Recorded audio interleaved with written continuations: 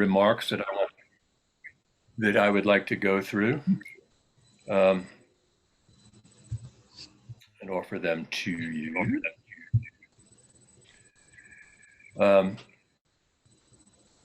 First, I want to welcome everybody to the First Coast Freethought Society's Zoom room.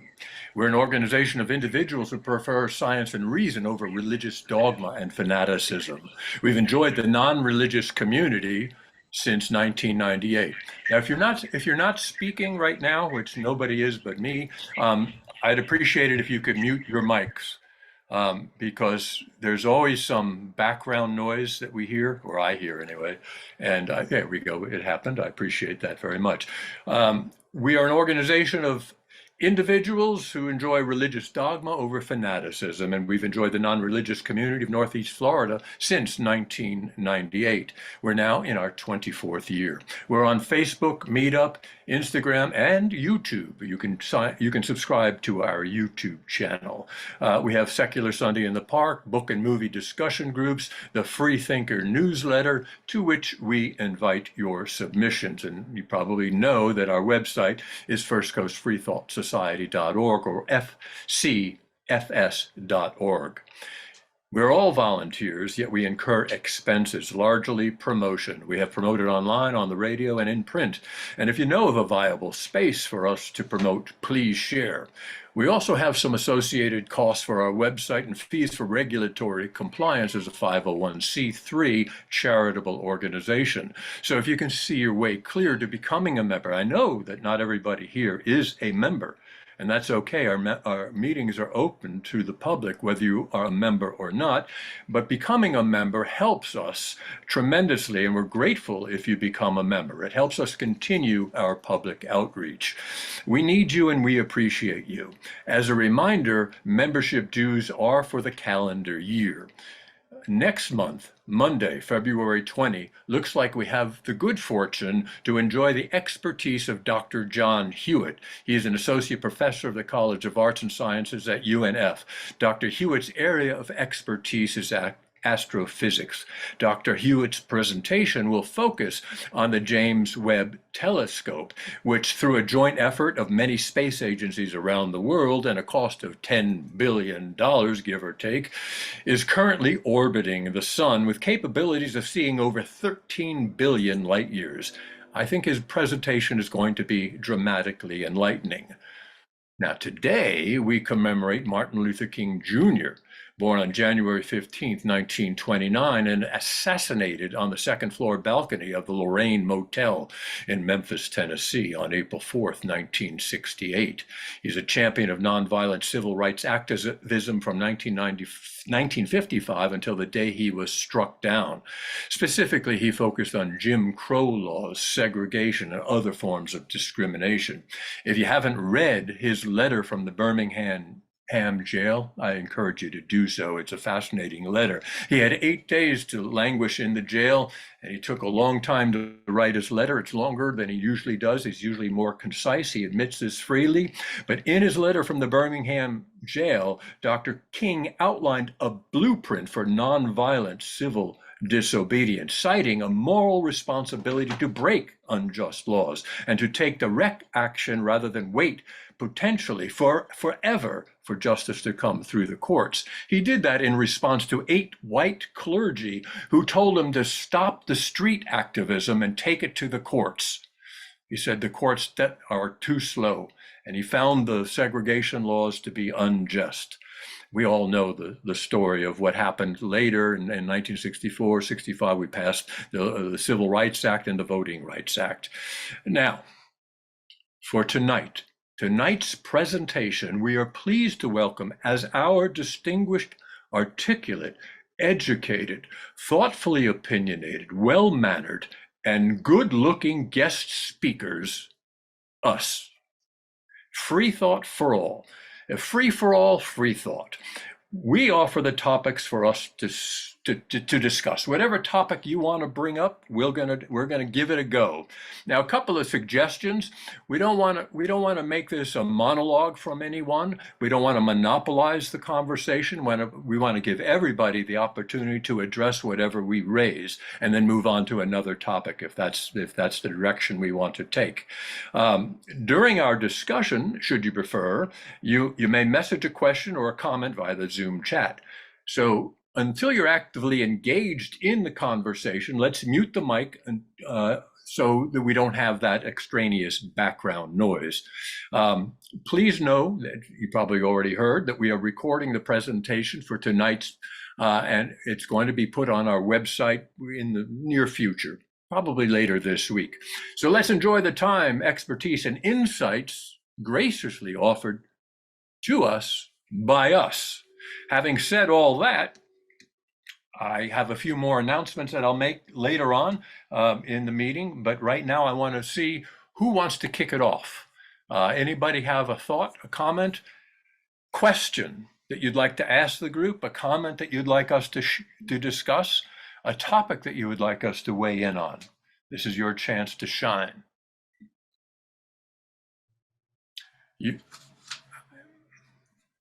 Go ahead and speak. I have one. All right, Dennis, very good. Go right ahead, Dennis. I have a neighbor here in Winter Garden who a couple of months ago told me that the Devil's Tower volcanic core in Wyoming is actually a fossilized tree stump.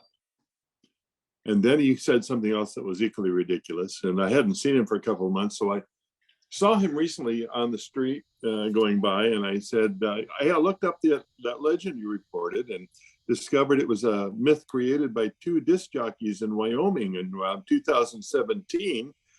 And he started off about, oh, no, these giant tree stumps are everywhere. And the earth is flat.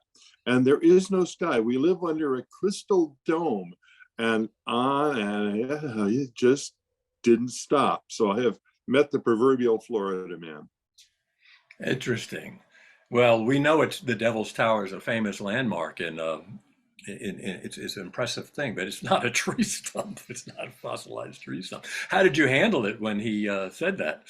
Well, I pointed out that I have seen the same not fossilized, I shouldn't say, volcanic material at the Giants Causeway in Northern Ireland. And he goes, oh yes, giants.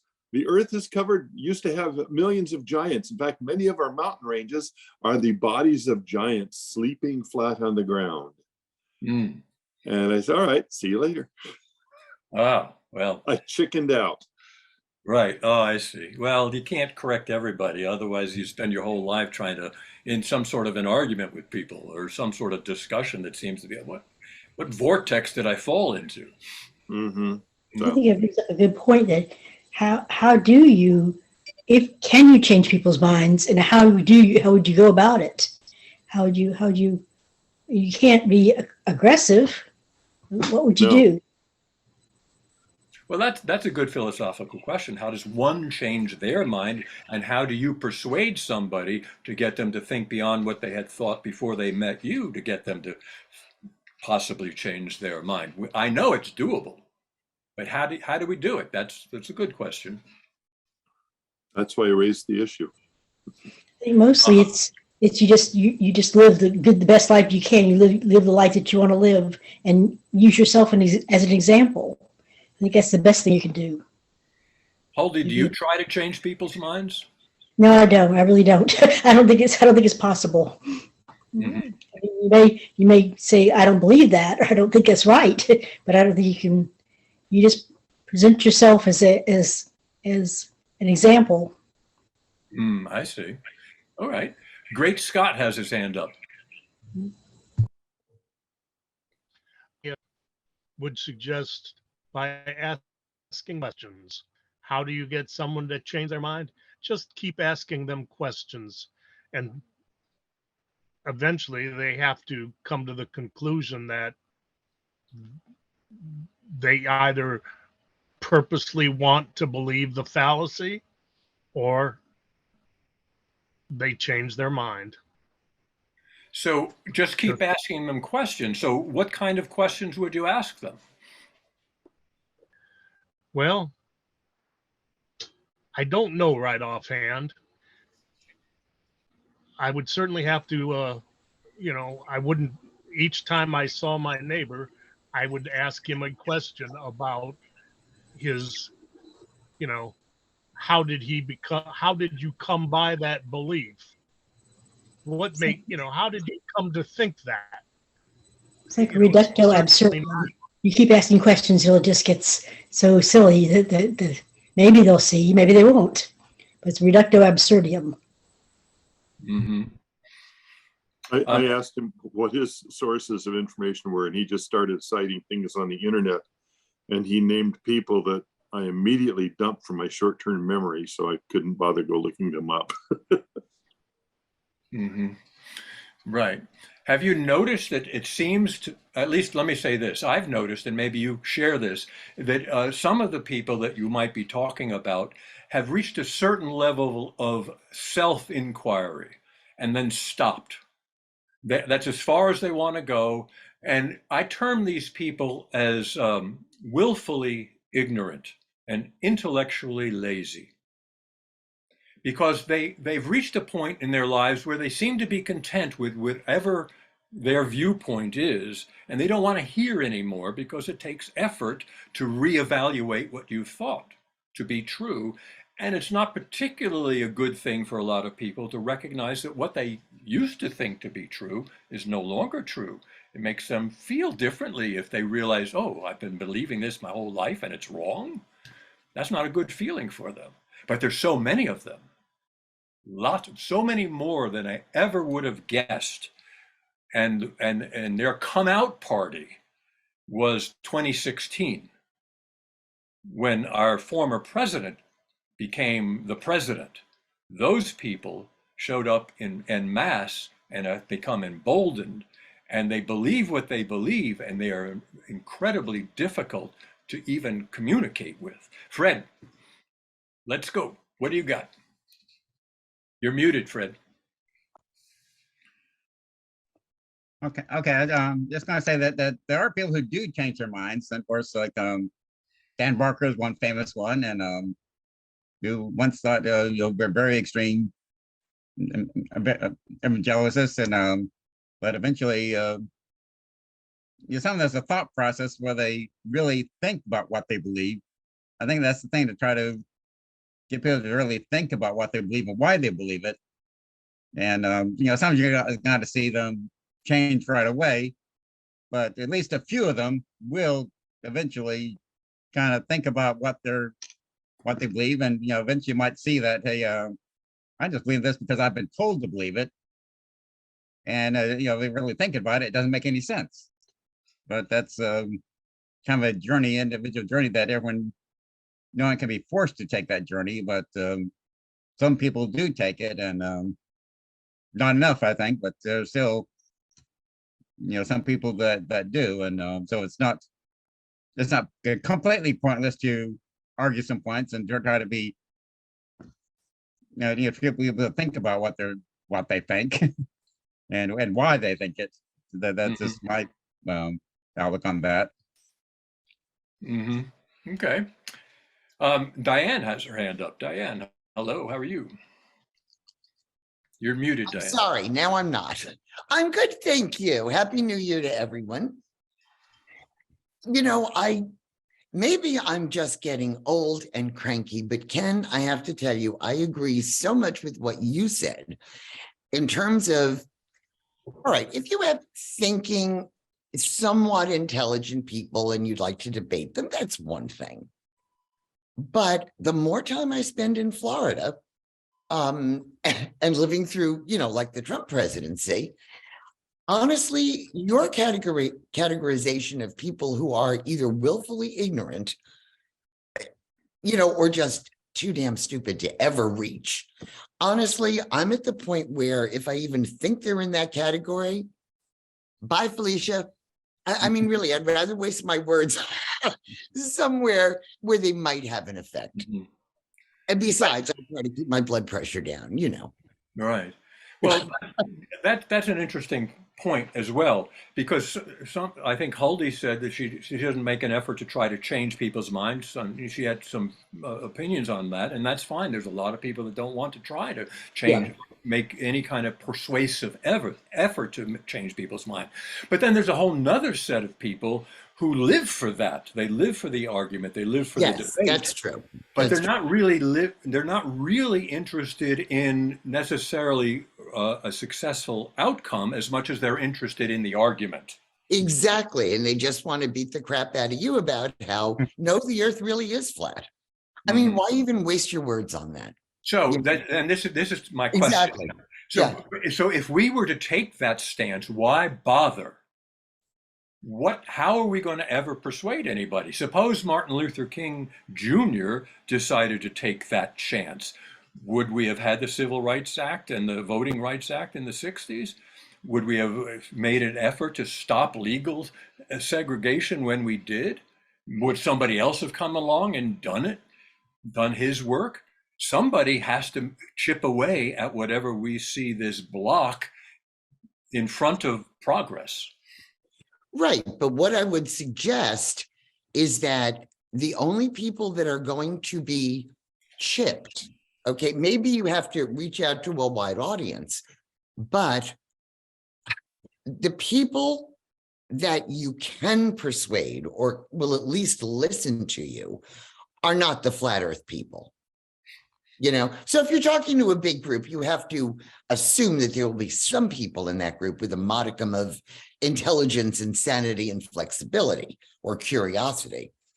But I'm thinking more in a small group or in a one-on-one, you know, you run into a flat earth kind of person or, you know, and I'd rather use my time with someone that is curious enough or bright enough to at least want to engage in a meaningful conversation and might be persuadable.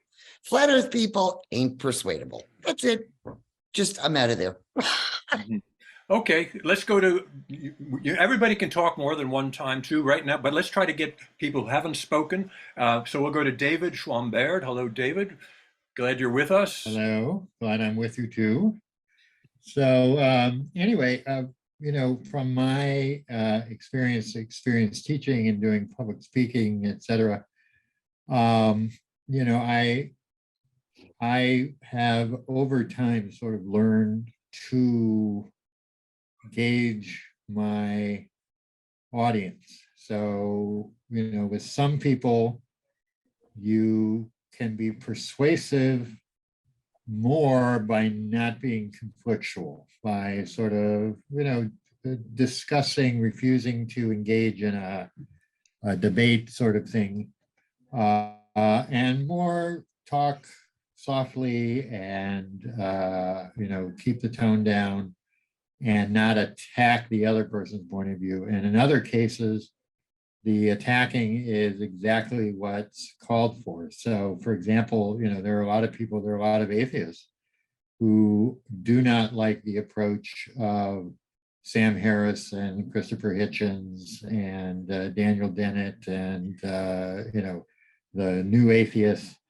And it's too confrontational and it's too negative and it's insulting or whatever. But to a certain extent, even though that's not my approach, and I'm not always comfortable with that, it's good that they're there because they are confronting. They're also saying, hey, we're not gonna pretend we're not atheists anymore. We're not gonna hide behind the sofa. We're gonna be out there. And I think that's one of the reasons that a certain percentage of the population, which now identifies at very least as non-affiliated, the nuns, have come out of the closet. So from the 1990s until now, as everybody here knows, the number of people who would be considered nuns went from like 8% to 29%. And it's partly because of that, but it's also partly because of the people who just engage in a personal level and discuss and don't attack. And so if we as an organization have a strategy, it should be a multi-pronged strategy. I mean, there are some groups in town, including some Baptists in town, who are not arch conservative, not reactionary, not Trumpistas. It might be a minority of Baptists, but there are some, and it might be worthwhile engaging them for discussions as opposed to debates. And on the other hand, we have to be out there and we have to be ready to show our faces and to say, hey, we're atheists. We're not apologizing for it. You want to argue about it? We're ready to argue. So the approach has to be multifaceted. Mhm. And we have to be able to gauge our audiences and know when to engage, how to engage, maybe whether not to engage in some cases. There's no one size fits all sort of answer to that sort of question. So that's what I'll say for the moment. Right. All right. Well, we can come back to you in a minute or later, but let's go to Eric Moore. Hello. This is my first time with the group, so hello. Nice to meet everybody. I tend to try to figure out, first of all, what the basis of someone's belief, where it comes from. So I might ask a few questions about what they believe. But as far as like something like religion, I very, very rarely get into discussions about religion. It seems to be such an emotional issue that it's hard really to discuss much with a lot of people. But many times, say on Facebook, if I get into not an argument, but a discussion with somebody about something, I will send them an article. Now, if they're willing to read something that I send them, then maybe I can go on with them and say, well, what did you think about the article? That type of thing. But again, it depends on what area you're talking about. When you get into the really emotional areas, it's very, very difficult to discuss. Now, as far as Martin Luther King, I don't think Martin Luther King ever tried to convince anybody of anything. That was not his approach. He was not trying to convince someone who was a racist that they shouldn't be. I mean, how do you, what do you do with that? You can't do anything with that. Now, if someone has, if you see that there's areas where you might have some agreement, then those are areas where you may be able to discuss something with someone. Even sometimes in religious situations, if they're open to certain ideas or certain areas, then that's somewhere possibility of discussion. A lot of people, like I said, are so closed as far as their emotional reactions to things that there isn't very much room for discussion. Mm-hmm. So I Eric, never try to convince anybody of anything as far as religious things go. I don't even get into discussions about things like that very often. right. Well, I've often thought that getting into those kinds of discussions about religion and people's beliefs is akin to having a discussion about Voldemort and Harry Potter and Lord of the Rings. I mean, it's all, it can be quaint, it can be kind of interesting, but it's fiction, from my perspective at least. Uh-huh. And it's somebody's imagination. And it's not even the person's imagination with whom you're speaking directly. They borrowed somebody else's imagination and formulated their own views of what the supernatural God that they believe in or whatever religion they kind of subscribe to. They're working off of a borrowed imagination. If they're interested in talking with me, I'll let them know all of that up front. That doesn't necessarily make it good for a conversation from their end because they already feel a little bit lessened. But Eric, I got a question for you. Since this is your first time, and I appreciate you sharing that, I usually ask about that in my opening remarks. Can I ask you, how did you hear about us? Well, it started online many years ago, and a couple of times I tried to figure out coming to a group discussion before COVID and all of that. But this time around, I figured it would be easier just to go to do it online. So it was basically probably through Facebook, I think, that I discovered the group. Yeah, originally. Yeah, well, that makes sense. We do promote on Facebook. Yeah. So that's good to know that people are seeing it and it's actually bringing someone to us. And we've had other people tell us that that's how they heard about us too. Thank you, Eric. And feel free to speak more often during this whole time we were together. Let's go to Fred. Fred's got another comment. Okay, I say that one area where I had to be very cautious is at work. Because a lot of people I work with are very religious, including some of my subordinates and some of my superiors, including the elected official, the clerk of the court, who I see her so often, and and to avoid trouble, of course, it doesn't, not something that comes up very often, but some people say Jesus this, Jesus Christ, and like, oh, thank God, or it's just like all these comments, or they have even their deaths have this all this religious stuff, so I have to kind of tread carefully.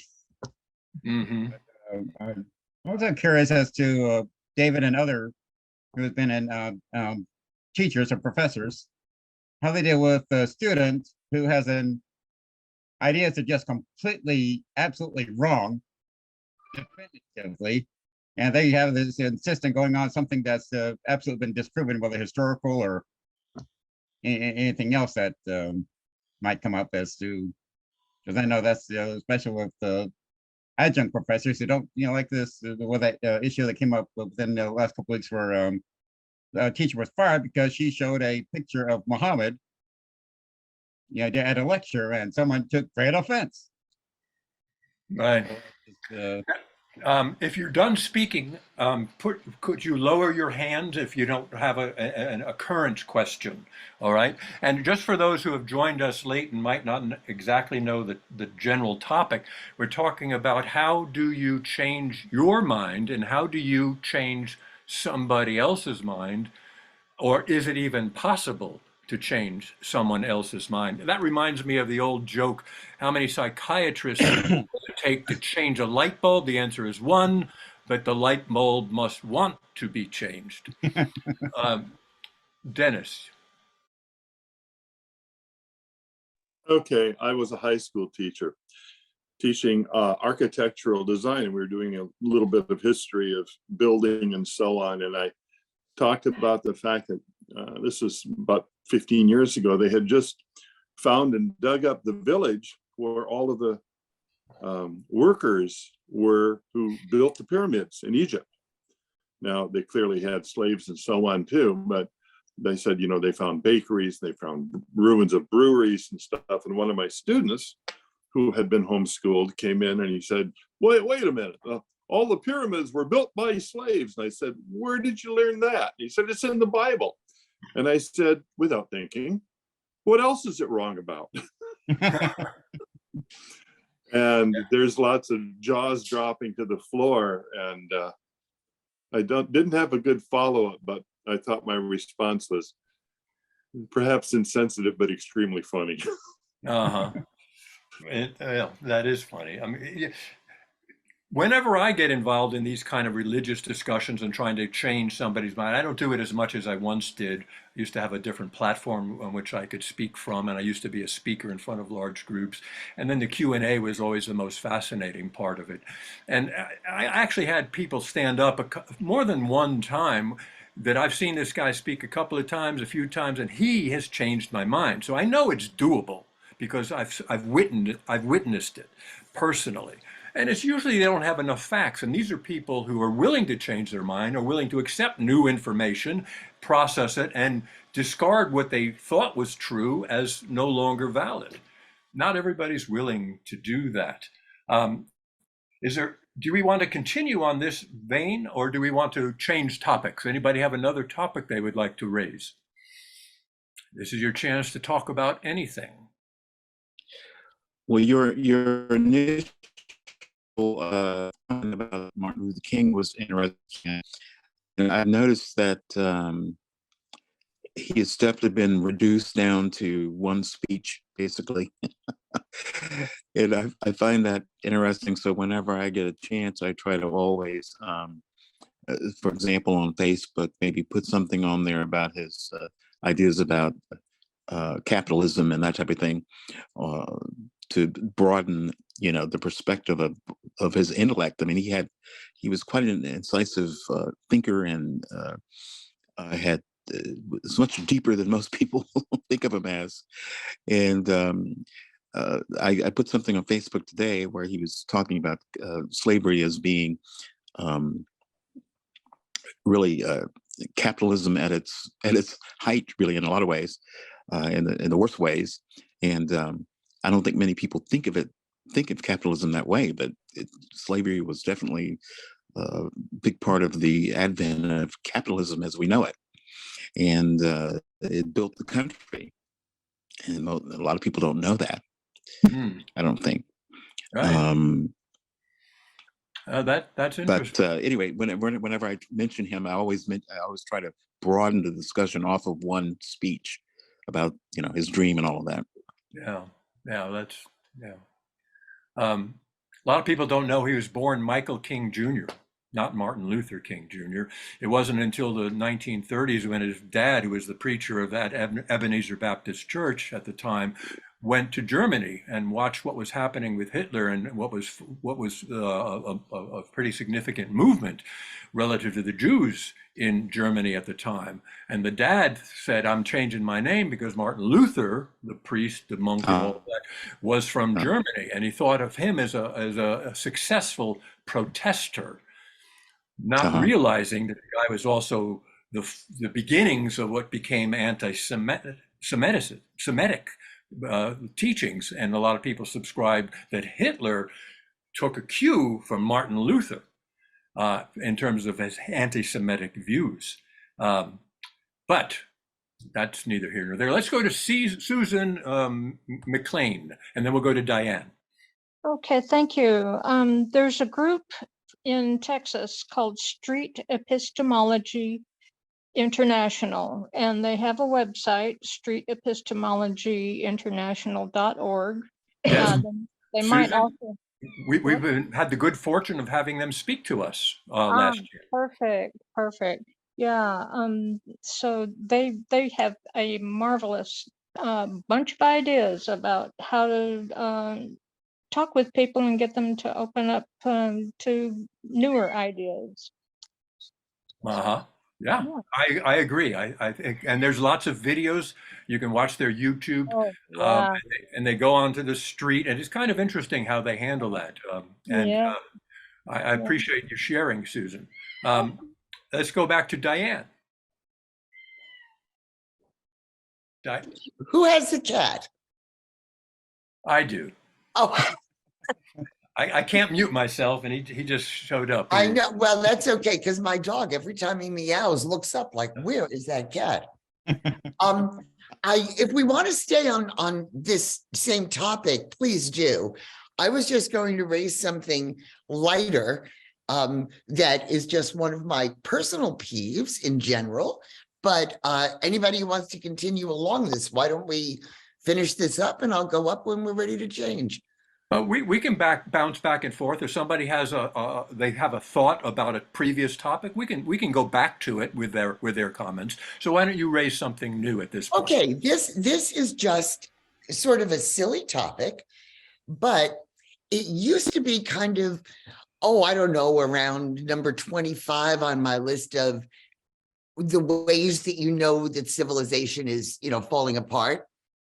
And lately, it's really been moving up the chain of things that really indicate a civilization declining. Am I the only one that is incredibly bothered by the newest thing? Well, now it's not really so new, of taking perfectly useful verbs like incent and adding "ize" to them, IZE, okay? And say, incentivize. Nobody says, let's incent this behavior, which is basic and correct. But no, now we have to incentivize this behavior. The funniest one I just read, and that's what brought it to mind today, where you might say, well, don't pressure me to make a decision. There is now the use of the word pressurize. Don't pressurize me. And I just immediately got this picture in my head of my, oh my God, what is that thing that I have that everybody has? The cooker, the pressure cooker. But anyway, long story short, I was like stunned why the kids used to shorten all of the words, sup and whatever. because I guess the words were too long. Now we're going in the opposite direction and adding I's to perfectly useful verbs. Am I the only one that goes a little nuts when I see this? I don't know. Well, that's why I'm Well, asking. I'll tell, from my perspective, I used to have the same feelings when people used the word irregardless. There you go. Well, And but now that's just totally plain accepted. incorrect. No, it's David, not. No. David, I know David's got something on this. Yeah, I Okay, was just gonna say, I agree with your complainizing and, you know, there are definitely certain words that people use or twist around and, you know, it's a paradox because, you know, things like, what I don't like is when nouns are made into verbs, or as one says now, to verb something, like impact, or which, you know, this is going to impact something. 20, 30 years ago, that wasn't a verb, and now it's a verb, and there are a lot of things like that. But the reason it's a paradox is because whether we like it or not, languages are organic things and they change, you know, and even something like irregardless, or I'm trying to think, there's another word that people complain about a lot,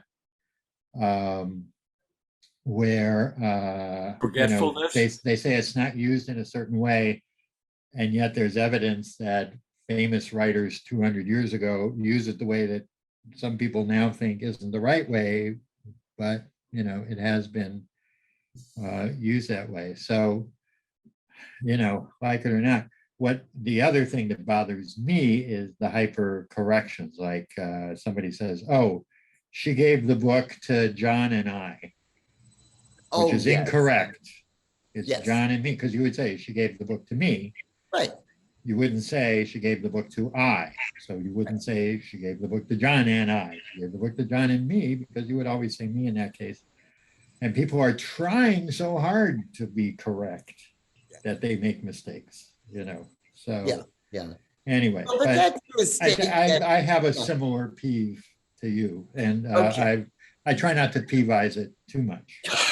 Well, English is not a dead language. English is a growing, alive language. It's always going to be changing until no one else speaks it. No one alive speaks it. Mm-hmm. Yeah. I don't know. I grew up as a voracious reader. I love words. I love books. And there's something about just bastardizing the correct, I don't know. It just bugs me. I mean, I have a certain respect for, you know, correctly speaking, you know, the language. Oh my God, you just did it. You said bastardized. Oh my God, I did. Oh dear God. Okay, you know what? I'm turning myself off. That's it. But that at least is kind of a legitimate one. Yeah, you know, because you're really bastard is a noun. It, you know, right? But anyway, I don't know. It's just one of my little pet peeves. Yeah. Well, yeah, I'm sort of in that corner. Okay, good. I'm not alone then. Yeah. Other comments relative to pet peeves and IZE or isms or other words that you? I just like to comment. I find it funny. People say, well, the King James English was good enough for Jesus, thinking that they were speaking that way back 2,000 years ago before there even was an English language. That's funny. Yeah. And those are the kinds of people that I was saying you have to select your audience. Those are the kinds of people that you don't even try to engage in terms of intelligent discussion, you know. Okay, new topic. If you're done with your topic and your hand is still up. Oh, sorry, I'll take it down. If you have a new question and your hand is up, you feel free to speak. Dennis took his hand down. Anybody want to make a comment or switch to another topic? If not, I've got one for you. I've got several, but Go, Ken. okay, Christina. Let's go to Christina. Hi, I'm sorry. I know I'm late on the meeting. As we were talking about, or you were talking about thoughts and this, that, and the other, and I was wondering, you may have already gone over it, but the thing that's really terrifying to me is the medical misinformation and trying to have, those difficult discussions, because there's like a completely different view, that they have, and it's kind of bad. But if anyone else has dealt with that. Hmm. Well, anytime are you talking about getting bad medical information from doctors? No, I'm just talking about the spread of medical misinformation and, Like vaccines, the vaccine? yeah, vaccines and abortion, all that stuff those are my most difficult, struggling conversations. Mm-hmm. Yeah. Yeah, that's anytime you get misinformation, it's not a good day. David. Yeah, well, first of all, somebody asked how to raise the hand, and it's down at the bottom of your Zoom screen.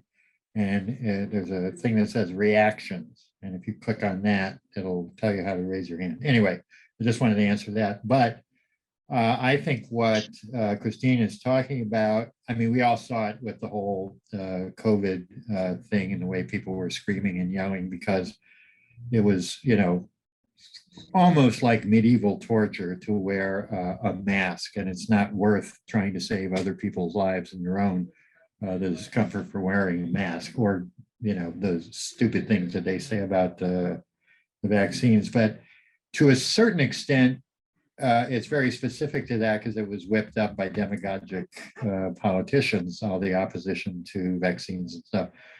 But I think it's part of a larger thing of scientific literacy, and it goes in together with scientific literacy. And I personally think that the Freethought Society should be consciously concerned with dealing with the problem of scientific literacy. And I think when we talk about persuasion and how do you persuade people to change their minds, et cetera, to a certain extent, we might have a little bit more luck with that, because people are aware of technology. They are, all the people who are against science use computers and cell phones and all those things which are products of scientific progress.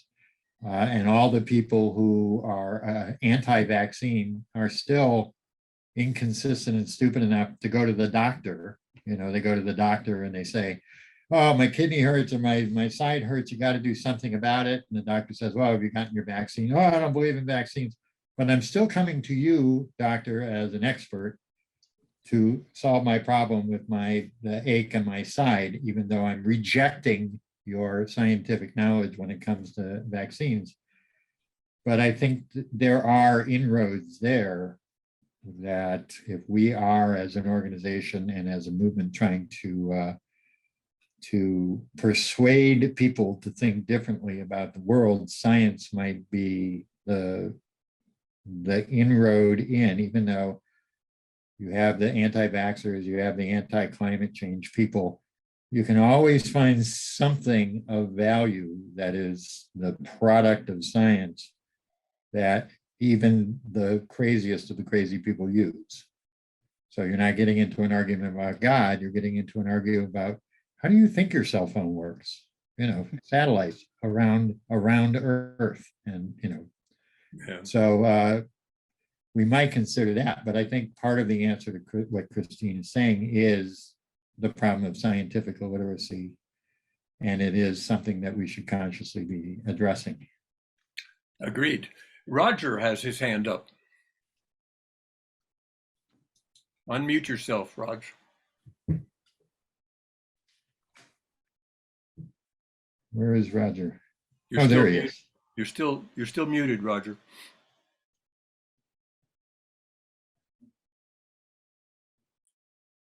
The little icon on the lower left. Oh, okay. There you go. Okay. Thank you. Coming to you as a friend and astronomizer. I live in an assisted living environment, and I get to meet a lot of people in the dining room. And one who is my friend, a very evangelical Christian person, I saw her carrying a book about Trump. So I talked to her. I mean, there was 4 of us at the table. So I asked her, says, what was the book about? And she says, it's about how God has anointed Trump to be the savior of this country. And I just had to say, if that's true, then it's a very good reason not to praise God. By the way, how were your remarks received? I was with another science-oriented person so we kind of ganged up on her. But I also have an answer for another question about how many philosophers does it take to change a light bulb? I don't know. How many? Define change. Okay. There you go. I'll take my hand down. Very good. David, you punster, you. Well, I was just going to say, when people say that that Trump was sent by God, the best response is, why? Was he out of locusts?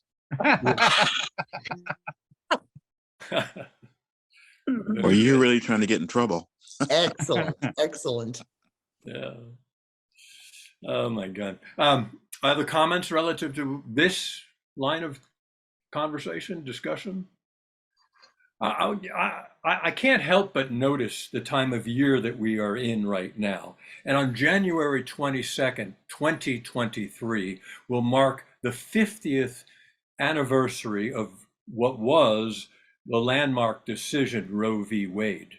50 years ago, on January 22nd, in 1973, Roe v. Wade was passed, offering up all sorts of rights relative to women, relative to abortion, relative to privacy. It was struck down last year by the 3 most, with the help of the 3 most recent, what I call subversive justices. Care to comment? Well, it seems to me that's going to be decades before we get a relatively sane, court again. But of course, there have been other disastrous decisions, like the Dred Scott decision. That was one of the most horrible decisions, and actually took a civil war to reverse that. Because if the slave states had stayed within the Union, it might have been decades before slavery was outlawed, and that's nothing. What people pushed against it, and that was a hot topic for decades. And I don't know what's really, you can't see the future. Many of us may not live to see the ultra-conservative majority of the Supreme Court be diminished. It's possible, but it doesn't seem too likely, as from the current perspective, especially since we do have a very extreme, even though they're a minority, but they still have, because of the way our electoral situation is in this country, a minority can overwhelm the vast majority in this country. And that's been happening. We had 2 candidates that didn't win the popular vote who nevertheless became president within the last 20 years. Right. For those of you who are reading the comments in our comments section, there's someone there named Stephen Stoll. Stephen Stoll is a regular contributor to our Freethinker newsletter, and he's gotten up very early in the morning to be with us today. He's coming to us from Thailand, where he lives. I just thought that's an interesting point for folks who don't know who Stephen Stoll is or where he actually happens to be sitting at this point in time. Stephen, if I can ask you, where are you in Thailand? About 40 miles southeast of Bangkok.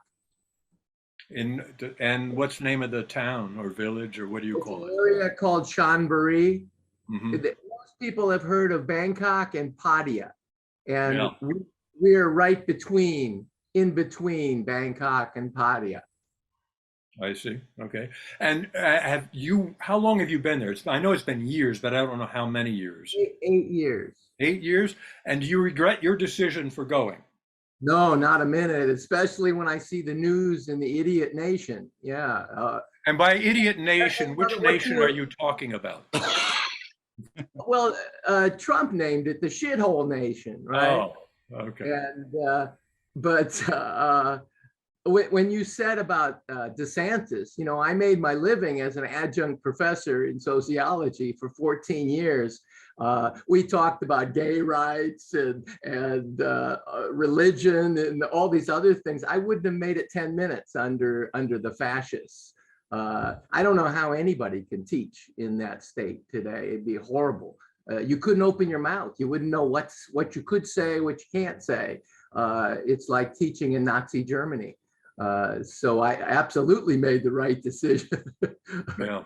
Okay. That's good. Yeah. You can't talk about gay. Can't talk about anything. Yeah. I mean, it was, from kindergarten through third grade, you can't even mention it.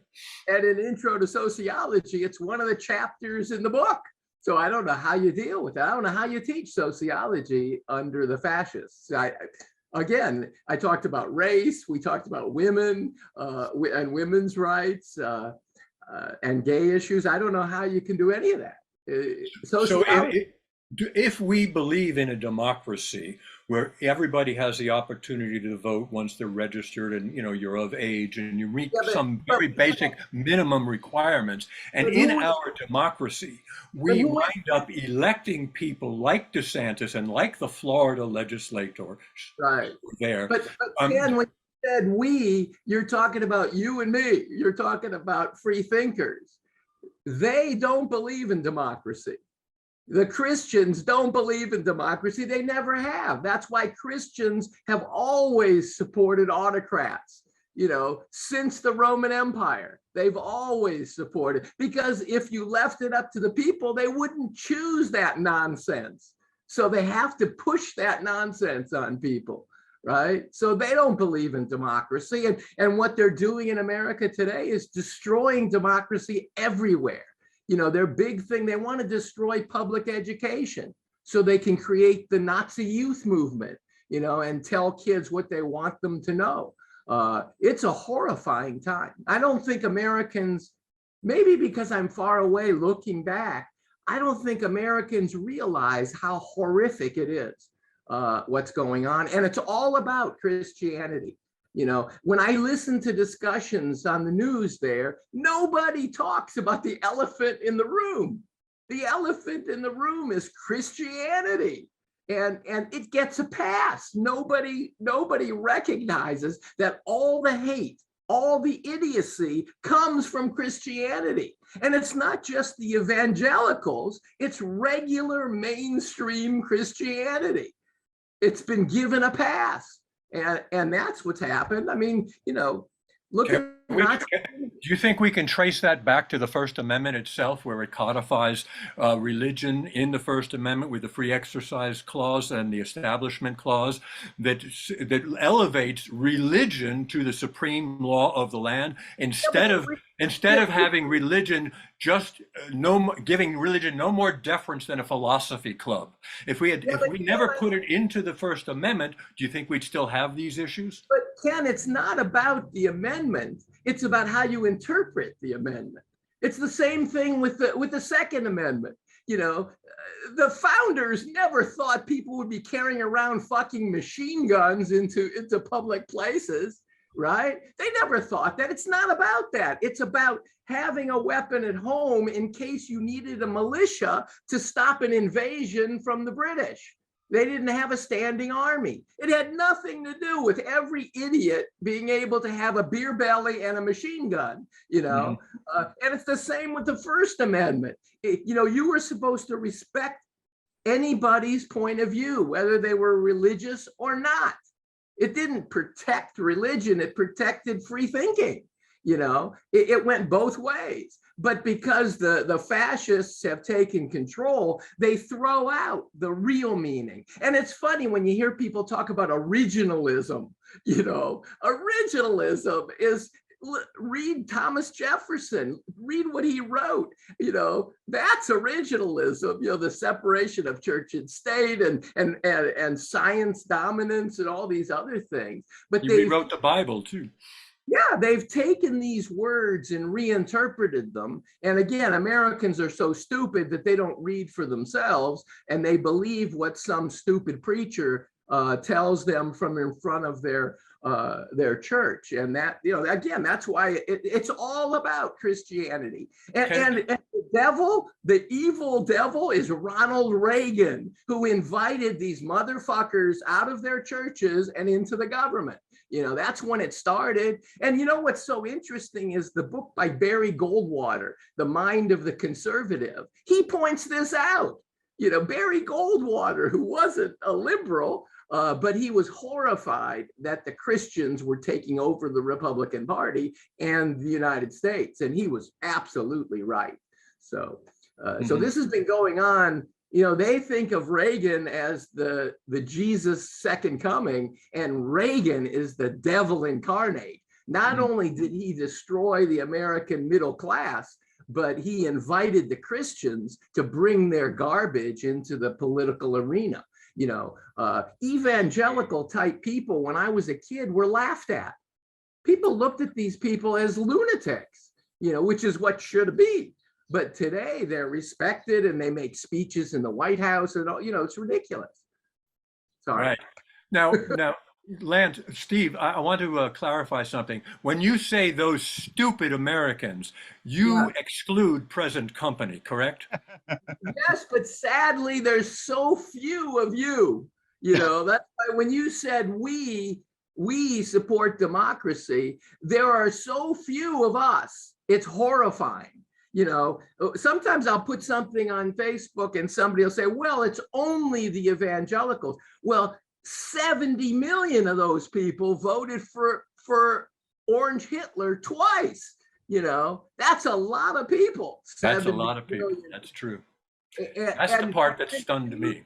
And they use their churches to proselytize their politics, which is supposed to be against the law, right? I mean, that's why they get tax-free status. So you're right when you said we're giving them a pass, but it's not the Constitution that gives them the pass. It's these idiots who have reinterpreted from Scalia on, who have reinterpreted the Constitution in a wrong way. Again, the Second Amendment is a better example.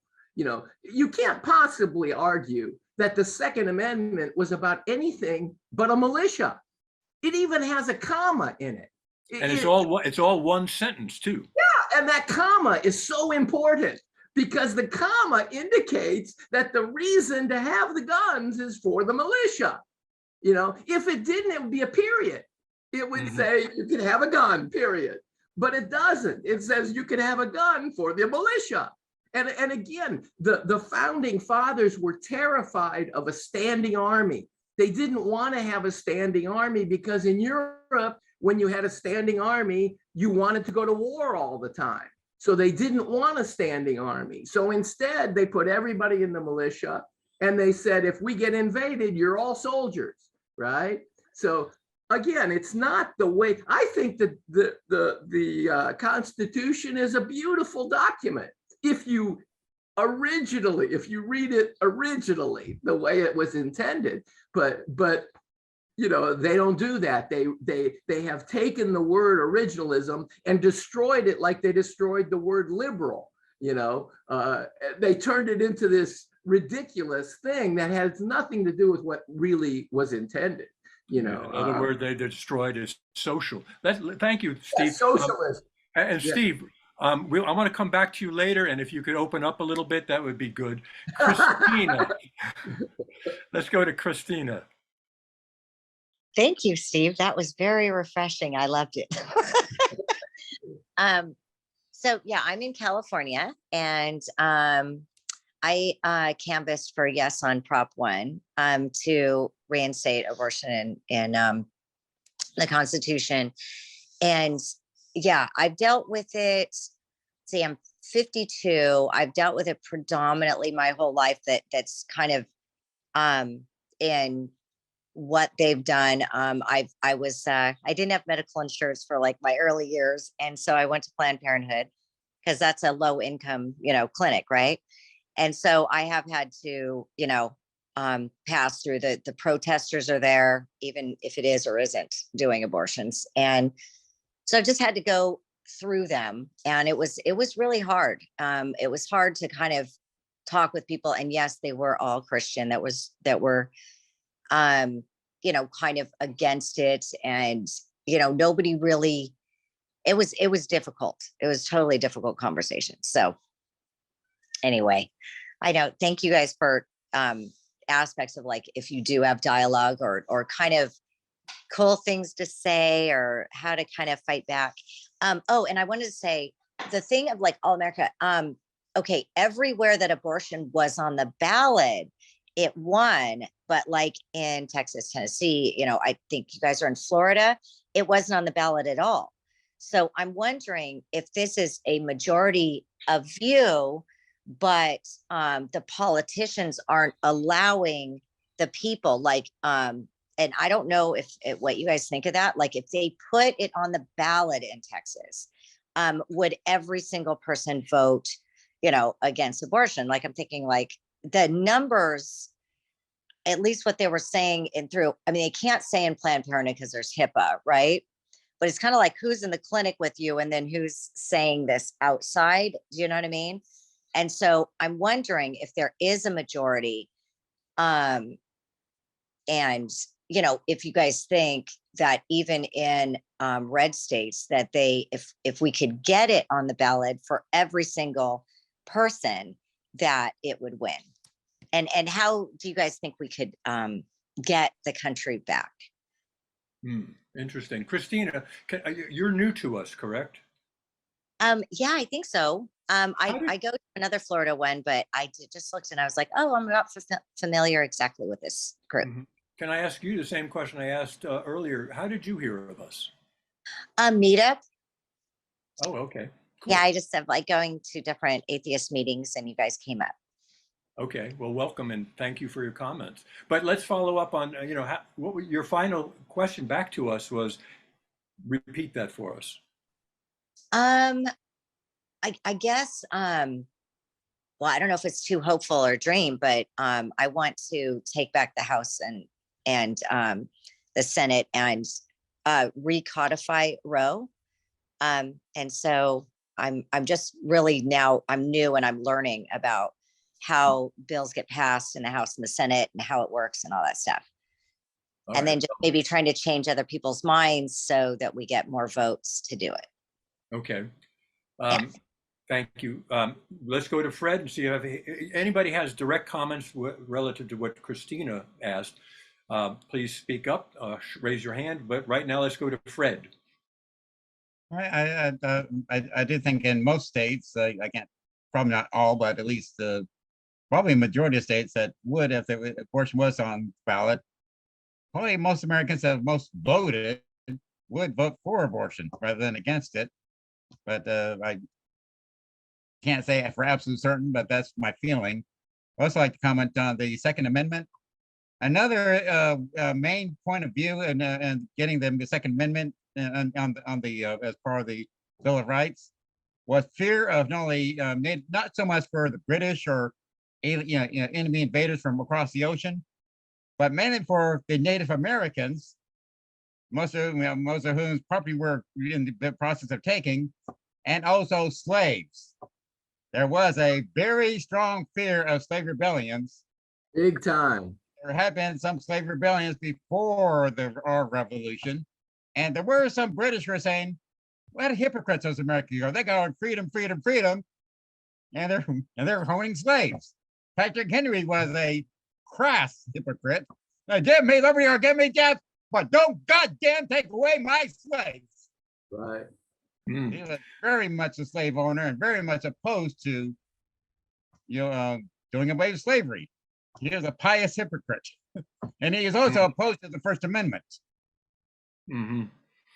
So when you read about some of these patriots, some of them are, well, some of them, of course, even Jefferson, Madison had their problems that they were slave owners, and Benjamin Franklin had been a slave owner, but during the Revolution, he thought, they are right. This is hypocritical, and he helped create the first anti-slavery society in Pennsylvania. Of course, the Quakers already been against slavery, but during the Revolution, it became sort of a thing in several states, because you remember the slavery had been legal throughout the whole country, throughout all the colonies. So only within and there's still slaves even in New Jersey up to 1860. So slavery wasn't even outlawed in all the free states. It was one of those things where they said, well, okay, we're not going to, anyone born is going to be free, but all the old slaves, they'll be kind of until they die. So it's kind of iffy how it went in many states. And even in New York, it was only outlawed in, I think, the 1830s. So it's kind of a gradual process even in the North. Well, yeah, thank you, Fred, for all of that. You can probably talk for hours on this. Let's come back to you, and let's go to Mary Wall, then to Candace. You had your hand up, but you took it down. So if you do still have something to speak, you'll be after Mary, and then we'll go to David. Mary. I don't know. I guess, there's certain things like that Marjorie Taylor Greene race, and, whoever was running against her, I made a small contribution to her opponent. I sort of assumed that basically, he was a shoo-in, because I was wondering, if Marjorie Taylor Greene actually had an opponent, who the heck would actually vote for her? But somehow she was reelected. So, but in terms of Roe v. Wade, I cannot imagine that most women, Christian or otherwise, would actually support, basically the elimination of Roe versus Wade. But I've instead of maybe arguing the law or whatever, I've noticed certain contradictions within religion itself as to whether there should be abortion or not, even considering original sin. But every freaking kid has to be born, whether it's original sin or not. So, and the idea of a predetermination or whatever, that some people are just elites and so bound for hell no matter what they do. Yet every freaking kid has to be born, so anyway, just arguing religion. But there's a number of cases in front of the Supreme Court, vacation time, whether you have to bake a wedding cake or dispense, I guess, some birth control or whatever. Once you get Roe versus Wade, you're going to get the birth control stuff. So every little thing about, Christian religion freedom, a lot of it's ridiculous. I guess the thing now is, I guess, some sort of postal carrier or something wants to sue because basically he had to work on Sunday or something. What do you do with Jewish people who want Hanukkah off?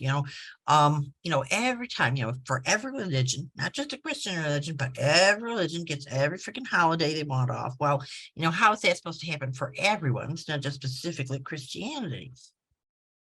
Attempts to codify Christianity. But anyway, something I guess happened a long time ago was sort of beginning of the stuff before COVID or whatever. I was sitting in I guess an auto repair shop. I was sitting in the waiting room waiting for my car to be repaired. There's some guy from New York City. He was black or something, and we were talking about the general thing and those on the way. He had some sort of offhand remark about Scrooge and decreasing the excess population if the progressives have their way. A ruling class, dependent class where everybody is supplied, idealistically everything they want by the providing class. Even in terms of evolution, the idea about limitations on population growth or whatever, just how long is the providing class going to provide for every freaking kid that's ever born? I guess everybody's seen the Shriners Hospital, I guess, commercials, and you also probably seen the infomercials about the starving children in Africa where the Christians are feeding the children, but they do not even teach them birth control. So you feed them, they multiply, and sooner or later it's going to come down to, I guess, whatever that black guy was talking about in the automotive dealer, I guess, waiting room, decreasing the objective population and people having to make decisions with regard to population control. When I was young, population control was sort of an issue. And, the population even lives off in, I guess, some industrialized countries or whatever, it still continues to grow. I think the last figure was 8 billion people. Birds are disappearing, bees are disappearing, etc. But, basically, somehow it's going to come down to that. If people refuse to abort maybe children that may be conceived when it's not, a good time for the mother, or basically there's already 12 children in the family. If birth control, population control is not considered, if increases in medical ability, to save, even, children that are born before it's, the gestation period is complete or whatever, if basically nothing is done to control population at all, like you feed every freaking person in Africa, the Christians do, but do not distribute birth control or teach it, what is it eventually going to be the thing that basically some of these progressives that they argue that they have provided everything for, raise the limits, the natural limits in terms of evolution that exist on population, just what sooner or later there's going to be decisions made about, basically providers and who they actually want to continue providing for free. So whatever, just noting. Okay. Well, thank you, Mary, for your insights and sharing that with us. I appreciate that. Candace, you did have your hand up. You put it down. So let's go to David Trombard. Okay, a lot of points. I'm going to try not to overdo it, but one thing I do agree with Steve on is about the Second Amendment. And when people discuss it, even people who have a rational interpretation of the Second Amendment, they never go back to the body of the Constitution. Section 1, Article 8, Clause 15. This is one of the things that Congress is responsible for, to provide for organizing, arming, and disciplining the militia, and for the governing such part of them as may be employed in the service of the United States, reserving to the states respectively, et cetera, et cetera. It says what the damn militia is. And it's not just a bunch of people getting together with guns and saying, hey, we're the militia. The Constitution says what it is and who's responsible for organizing it, et cetera. So that's one thing. I do take some issue with a blanket condemnation of all Christians when it came to Kansas and the popular vote in order to reject the proposed amendment that would outlaw abortion. And it was a big surprise because it was put in the anti-abortionists were assuming this would be a walkover, and suddenly, whoa, a majority of voters and a large number of voters, a larger number than are usually voting in primary, voted against it. And in Kansas, this is not California, this is not New York, in Kansas, a majority of those voting against the amendment would define themselves as Christians. So we got to be careful when we say, oh, the Christians, philosophically, I've got nothing positive to say about Christianity, but in terms of the people in the country, the first time I ever got involved in a political campaign, I was going door to door for George McGovern. The person who was organizing in my district was an Episcopalian priest. When I was working in the anti-nuke movement and working in the anti-apartheid movement and pro-gay movement in New Orleans, a lot of the people that I was working with were nuns and priests, believe it or not, who were openly defying the Archbishop of New Orleans, supporting what was called the Gay Rights Amendment that was before the city council. So, yeah, we got to be careful and not be blanket. Yes, there is a huge Christian movement, which is anti-democratic, which is hypocritical, which is dangerous, etc. But some of the people we want to work with, we have to work with, are people who define themselves as Christians. Somebody below was saying, you know, what about Martin Luther King? He would say he was a Christian. So we don't get to define for other people what they are. They define it for themselves. We can agree, we can disagree, but we don't get to tell people what you are. So we got to be very careful about that. And we want to work with some of those people. And I've worked with plenty of them who were very progressive, who were very pro-democracy, who were pro-gay rights, who were anti-nuclear weapons, who were anti-American intervention in Central America and in South Africa, et cetera. So we got to be, Desmond Tutu, who was the Archbishop in South Africa. Well, a very important fighter for civil rights, for Black rights in South Africa. So I am very wary of going overboard, even though philosophically, I don't think you can get more atheist than I am. So I think we ought to be very careful about those. It's just like when people say, oh, atheist. Well, Stalin was an atheist and Mao was an atheist and they murdered millions of people. So therefore we should reject atheism. Be careful, because that kind of blanket argument is persuasive, but is dangerous. I am an anti-Stalinist. I'm an anti-Maoist. I don't believe, I think the danger isn't religion per se. I think the danger is blind faith per se, whether it's religion or some secular ideology. It's uncritical acceptance of some dogma. Oh, I agree with you there. It includes religion and it includes Stalinism. So it's, you know, those are the dangers. We always have to promote critical thinking and the ability to criticize anything, including other atheists. Mm-hmm. So, you know, anyway, that's all I'm going to say, because I could go on for another 40 minutes, as most of you realize. Ken, right. Can I take one Let's point? go to, I don't know who's speaking. Let's go to Jeanette. You have your hand up. Was that you speaking, Jeanette? No, but I think. Go ahead, Jeanette. Let's go to you. Okay.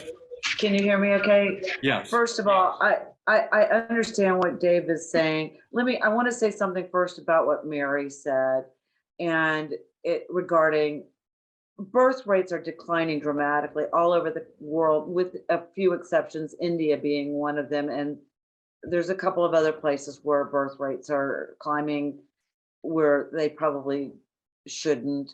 But the problem with our population is that nobody's dying anymore. It isn't that babies are being born, it's nobody's dying. And if we don't have babies, nobody's going to be around to take care of our aging population. And that's a for real problem. Now, I am pro-choice, 100% pro-choice.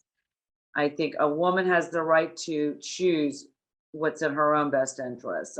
I'm not arguing anti-abortion, but I just want to make sure that the point is clear. It's not because people are having too many children. But the other thing, Dave, I know what you're saying and I get it. But I'm going to tell you something. There are a few Jimmy Carter Christians out there. God love them.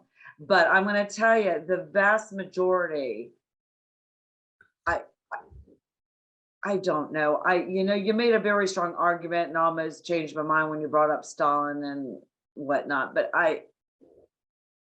they were maniacal maniacs. Any maniacal maniac can be called anything. They thought they were gods themselves.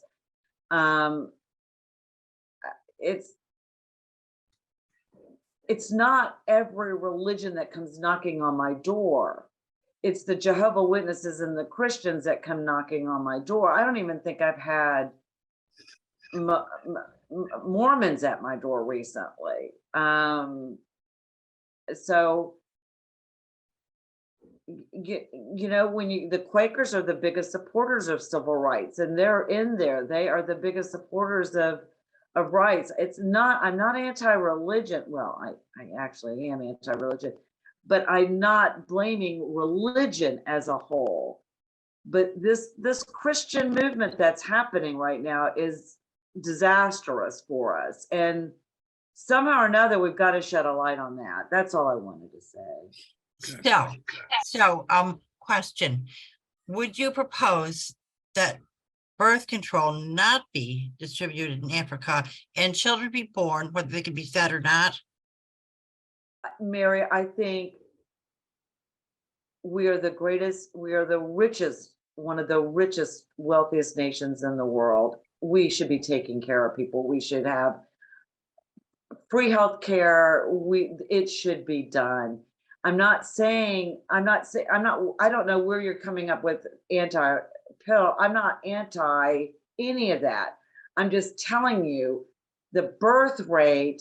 You are is thinking declining very idealistically and using no common sense whatsoever about how to get there.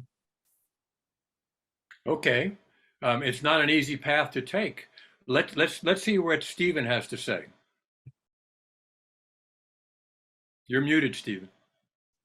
I just wanted to respond to something David said. David's right, of course. Everything he said is right. But the problem is that all of the hate comes from Christianity, all of it. It's all justified by Christianity back to slavery, right? And every day somebody says to me, well, they're not the real Christians. Well, the real Christians are people who claim to be Christians. There's no rules for what it is to be a Christian. If they say they believe that Jesus Christ is the Son of God, they're a Christian, right? And the good ones that David points out, like Martin Luther King and Jimmy Carter and Bishop Tutu, all of them reject a great big part of Christian dogma. They throw it out. When Jimmy Carter supports gay rights, he's ignoring Paul. He's ignoring the Old Testament, right? So to be a, quote, good Christian, from our point of view, means to reject much of what the dogma of the ridiculous, bogus Bronze Age ideology says. That's why I don't call them Christians. I call them Jesus people. People who are trying to live their lives like Jesus. I have a really good friend on Facebook who's very, very Christian, a real good guy. But he's not a Christian. He's a Jesus follower. He lives his life like he thinks Jesus lived his life.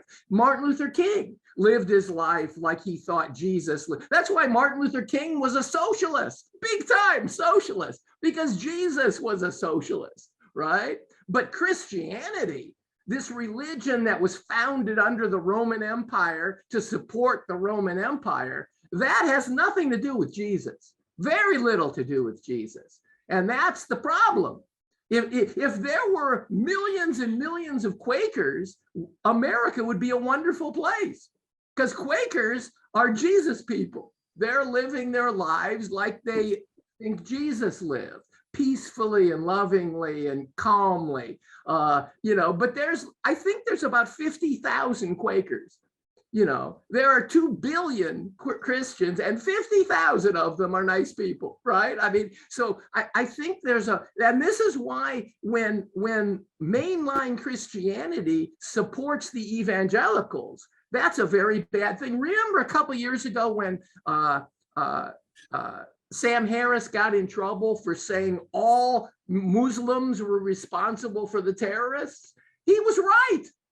All Christians are responsible for these idiots, these evangelicals. They're all responsible. If Christians wanted to do something, they go into the streets and shut down the evangelicals. But they don't do that. They might do that to you privately, say, well, those people are terrible, but it's their problem. They gave these people a forum, and they don't shut them down. And the same way that the mullahs have to shut down the terrorists, right? We can't do it. They have to do it. It's their problem. They created it. They enabled it. They continue to do that. So I agree with David. There are good people who call themselves Christians, but if you pin them down, they're not really Christians. They reject half of the dogma. Christianity is clearly anti-homosexual. The book is anti-homosexual. It doesn't come from Jesus, it comes from Paul, and it comes from the Old Testament. But clearly, to be a Christian, according to the Bible, you have to hate gay people. You know, you have to think of women as less than men. It's part of the Bible, you know. Some people will even see the Cain part of the Bible and be anti-black because of the Bible. So the Bible is a terrible, hateful, nasty book. And the only Christians that we would consider good people have rejected those parts of the Bible, like Jimmy Carter, right? And they hate Jimmy Carter, by the way, other Christians. Here was a guy who was truly a good Christian, and they hate him more than anybody else, right? It's amazing. So those are the points, David. I don't disagree with your main point, and we have to work with people who call themselves Christians, but we should know that they're not really Christians. They're people who follow the Jesus myth, you know, who think of Jesus as the great guy and try to live their lives like Jesus, which is great, right? If you live your life like some great person, that's a good thing. If you live like Gandhi, that's a good thing. But they're not Christians. They have to reject much of Christianity to be a normal secular person.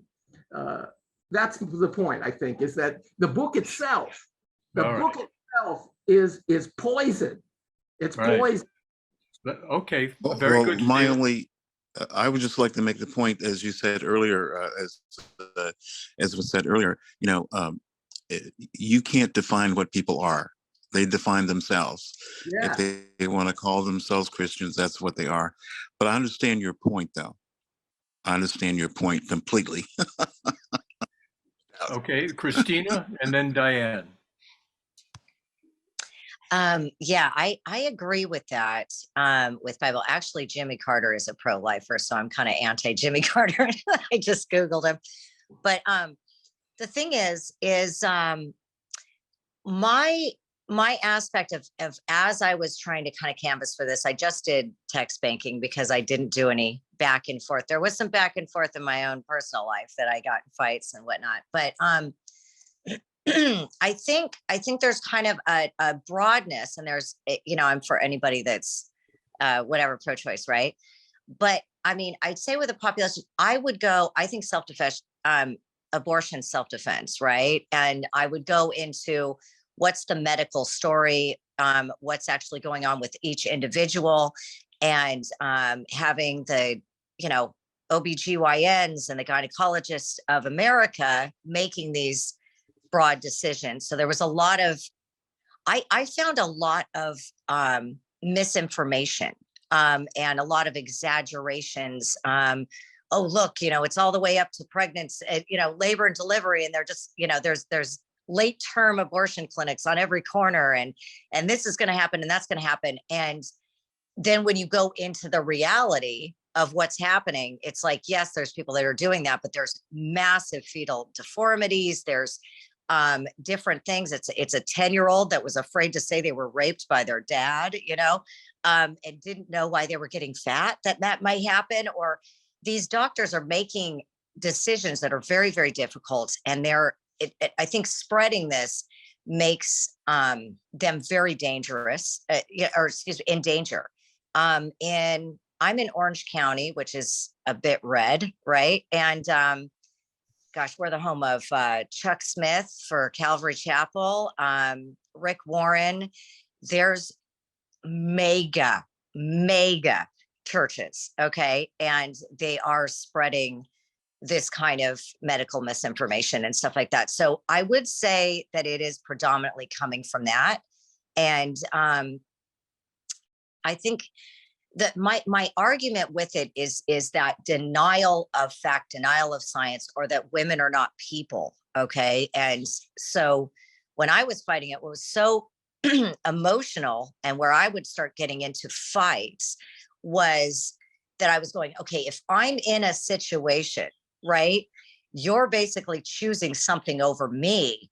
And they would eliminate labor and delivery. Labor and delivery wasn't a thing. Supposedly it was just no big deal. And you were just going to, like, you know, pump this thing out. And it was just about more population or more kids or less kids or whatever the thing is. And you're just going like, but it's not in your physical body, and you don't have to go through the physical pain and anguish.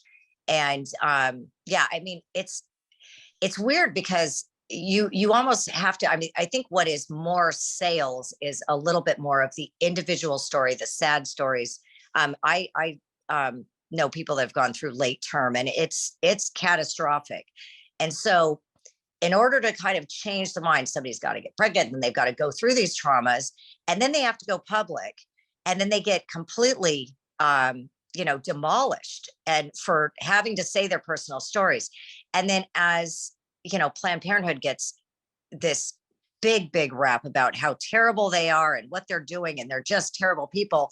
And you know, there are people making really difficult decisions, but when you're up in front of a court, you still have HIPAA. So you can't just go, oh, well, this situation or that situation is going on, to give anybody the emotional reality of what was going on with that woman, or what was going on with that pregnancy, or what the problems were. You have to kind of, you know, you can't say that. And so it's silenced with a privacy, which is good. So it's a catch-22. It's like, you don't want to tell these personal stories, but then again, it's the only thing that's going to give somebody emotion and reality. And it's just, it's terrible. But I think I'd say the mega Christian churches are the predominant force. Yeah, definitely. You want to name any of them? Calvary Chapel, Saddleback, tell you the ones around me. Okay. that I know, that are spreading this kind of thing. And it's bringing actual people out in front, where nurses and receptionists that work, they can't go out for their lunch breaks. You know what I mean? And there is doctored bloody fetus pictures where they're enhancing things and distorting the realities, and all of these kinds of things. And that dialogue wins, and it not only wins, but it's going to make that less and less people that go through medical school are going to want to get in that field. You know what I'm saying? It's a very like scary reality. So it's pretty violent, I think, you know, to do that. And then there's people in the actual ones that give, well, now there's you know, pills that they give you. So, but there was only certain facilities that actually did abortions when it was an operation. And yeah, they're out there day in, day out, day in, day out, and really making it difficult. So I think that I think there's a lot of medical misinformation. And then it's with doctors, they're not really as salesy, because they don't have a band, and they don't have like, you know, come in here and worship, this is this, you know what I mean? They're just kind of going, okay, well, you know, I understand that, but this is actually how fetal development goes, or this is actually, you know, the realities of pregnancy, or realities of labor and delivery, or whatever. But it's not as salesy, I would say, as the other side. And so it's difficult. And then I know I felt guilty because I was a person, you know, I got my pap smears every year from Planned Parenthood, right? For years. And then it was like, oh, you know, at what time do you want to sit there and wear your gynecologist logo, you know, on your shirt, you know? And so there's kind of an embarrassment, and you just want these things to be personal. But that was the hardest thing for me, is that the only thing was to go public and to just, you know, you have to share your story, you have to do this, but you're fought. And so that's trying to change people's minds. Right. Yeah, it's not easy. It's not. Diane, what do you have to contribute? You're muted, Diane. I may be a little bit late to the party here, but before we got back into the abortion conversation, I just wanted to mention one of the scariest quotes that I know. And forgive me, I had to take a couple of minute break to feed my dog, so I hope no one has missed this. But there is a quote when we were talking about the Christians and fascism. There is a wonderful quote that scares the hell out of me that's always been attributed to Sinclair Lewis, except it wasn't Sinclair Lewis. But the quote goes, when fascism comes to America, it will be wrapped in the flag and carrying a cross. I'm Yeah. sure many of us have heard that before, but it was at the time, it was like very appropriate to just pop that in. And then while Christina was talking, another thing popped up in terms of a new topic, if anyone wants to pursue it. Again, this is the kind of thing that, you know, you probably shouldn't say, but where do we stand? What do we think about when we talk about all of the information? And I think the only thing that would be manageable is stuff that's posted online through organizations like Instagram and Twitter and, you know, whatever else you have. What do we think about, I hate to say censorship, but what do we think about mandating that these companies can only do business if they flag information that is scientifically incorrect or factually incorrect, not throw it off the site, but append a little something that says this is opinion, not fact? Okay. I mean, I don't know how we get control over all of the misinformation that's out there. Facebook has tried to do that at some point, and they're not good at it, but they've tried to do it. Twitter has tried to do that before Elon Musk took over. They have the flagging system, Right. and they each have their own way of saying, look at this a second time. We believe there's errors in it. But then the people who are doing that, they also make mistakes, but they also have a process for challenging what they've done, what they verify. But the question stands to the group. Anybody want to comment on that? You don't have to comment, but if you have a comment, this is a good time to do it.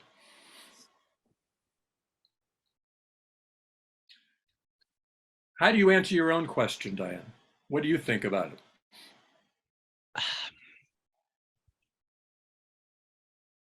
You know, it's funny. I'm still stuck on the fact that the fairness doctrine went the way of and Steve is nodding, right? You know where I'm coming from.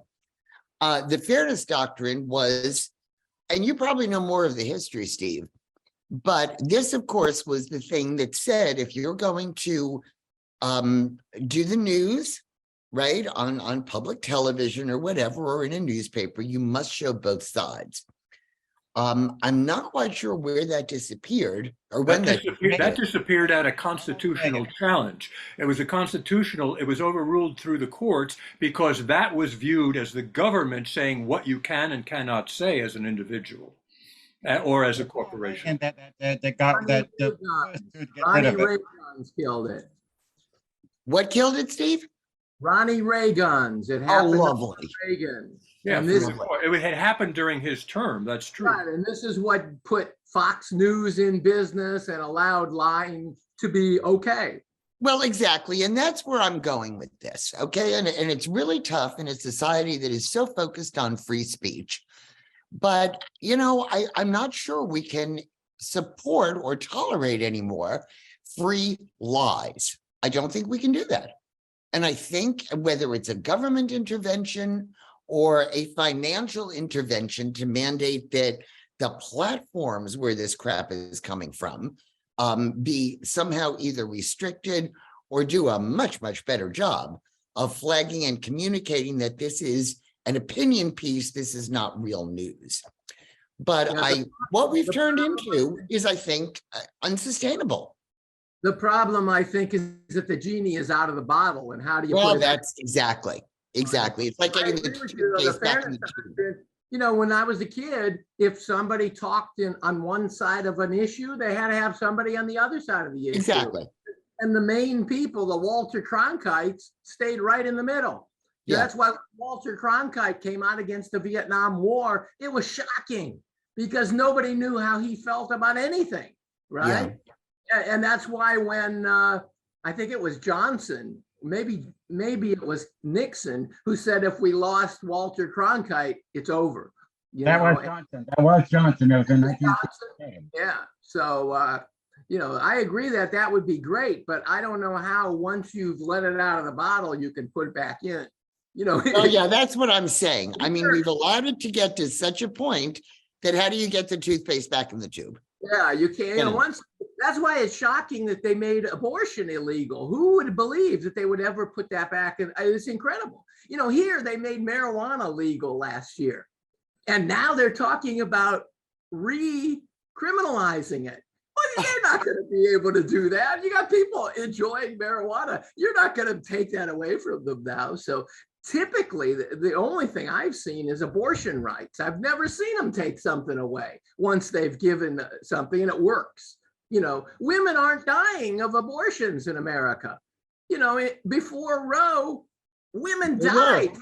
Horrible, disgusting abortions. To take that away, I mean, again, it's another reason I'm disgusted with your country, because women and the men who love them should be in the streets every day.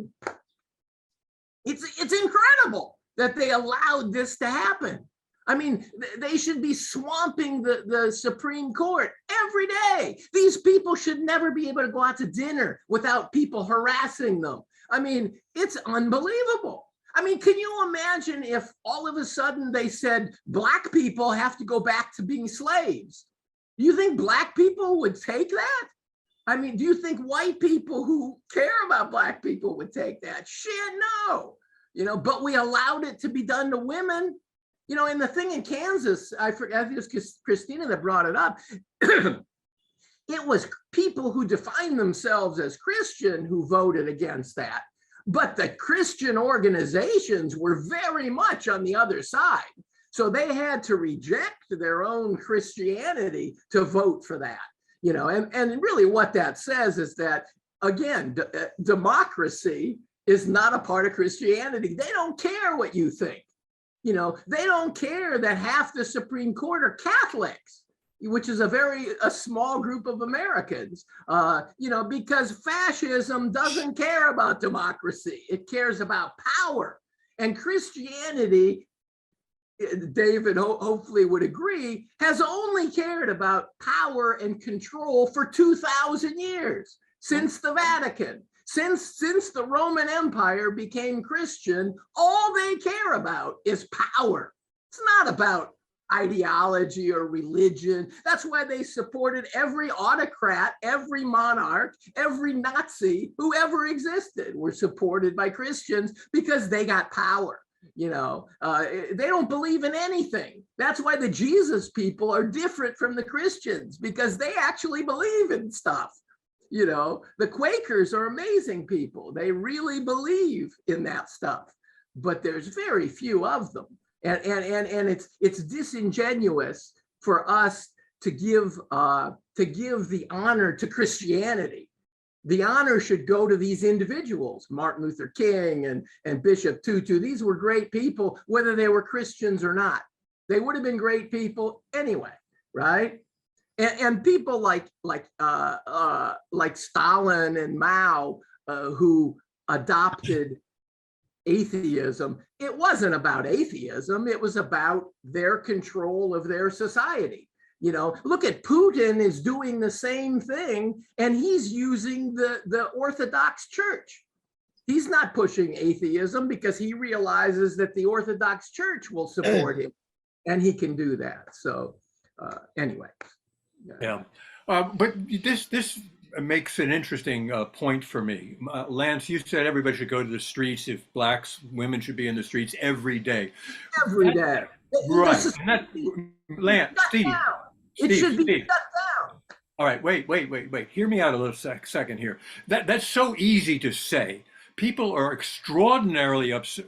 The people I know are very upset about what happened with Roe v. Wade, but they also are struggling just to live, just to keep food on the table for their families, just to make ends meet. So it almost seems Pollyanna-ish to suggest that we just rally in the street on a daily basis and that will make the change. That is not how I think it will work. What I suggest we have to do is get people similarly situated in terms of our view elected. Why is this election divide so severe and so significant that seems to have become even wider, this chasm, since the Obama election? And since then, it's gotten wider and wider and wider. So marching in the streets is one thing that calls attention to your issue, but it doesn't change the laws. You need lawmakers to change the law. Right, but go back to the 1970s. If you didn't have those kids in the streets and their parents and grandparents joining them, we'd still be fighting the fucking Vietnam War, okay? Despite the politicians. I'm not losing your point. I'm just suggesting it's much more difficult than just everybody go do it. Perhaps, but this is a great big number of people. This is 50% of the population is female. You know, those women should go on strike tomorrow. They should not go to work. They should not take their kids to school. They should go into the streets and demand change. And yet I've looked, I watch the news every day. I know there were some protests at the beginning, but now people just got used to it. I mean, they took away a basic right of half the population and, well, it's okay. We'll find another way. We'll move to another state, you know. I mean, it's unbelievable. Imagine if they reinstated slavery. Would Black people say, well, I'll just move to California. That's okay. You know, I mean, it's incredible, really, when you think about it. Let's go to, all right, Steve, let's go to Candace. She hasn't, I don't know if Candace has spoken, and then we'll go to Jeanette and then Mary. Candace. Hi, thank you. I guess I'm getting too frustrated, but so I want to make some statements before we run out of time. I'm hearing a lot of assertions without facts behind them, which you have to have facts. And I encourage everyone to get information on what you're talking about, because I'm hearing a lot of people making decisions and opinions without actually knowing information on it. For example, 70% of the United States are opposed to, they are pro-choice and opposed to limits on abortion. I don't remember the demographics of it. There's a couple, maybe 4 states that the majority support anti-choice, but the rest of the states, the majority of people are in favor of abortion, and the majority of the United States people, 70%, agree on that. So that's a fact. So the problem is that the power has been taken over, and they're in the Supreme Court. They figured out how to get the laws of the minority passed. Learn about how the judicial system works, the legislative system in the United States works. I've been in a lot of secular communities for over 20 years now. And I keep finding that people keep making opinions without actually getting information. Get the information. We're free thinkers. I mean, if anybody's obligated to do it, it's us. So that's one bit of, I'd say, and learn the scientific method and learn philosophical fallacies, like anecdotal evidence is not a good basis for an opinion, even if it's tens of thousands of people.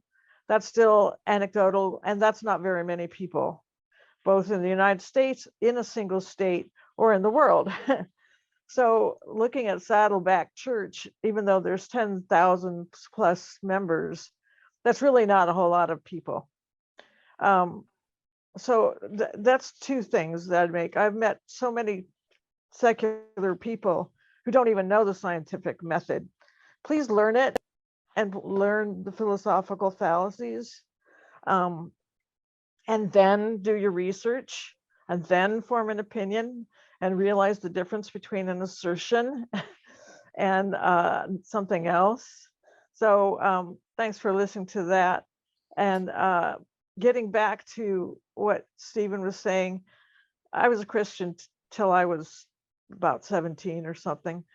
The majority of Christians are opposed to all this, but the people in power who use the name of Christianity, the ones who actually want power and hook up with people of power like Trump, are the ones who are taking action. They're not the majority of Christians even, but they're the power mongers. And that's now international, it's not just here. So that's 2 main points, but really learn the difference between an assertion and get your information. Don't just go, well, I want to decide on this. I don't really know I'm going to do that, because that's a fallacy. Thanks. Okay, thank you, Candace. We had a couple more people who want to speak, so let's do that. And then I have one announcement. Jeanette, and then Mary. Okay, it's actually Bud Emerson that's going to be speaking. Okay, Bud. Hello, Bud. Yeah, there's a couple of things that's been said here that I'm concerned about. First of all, let me say that I don't think there's a more devout atheist than I am, but I grew up in the First Christian Church of Hannibal, Missouri, and I want to say they were all decent people. And because all of those people were wonderful people. The fact that it's not, if somebody said that they want power, it's not that they want power.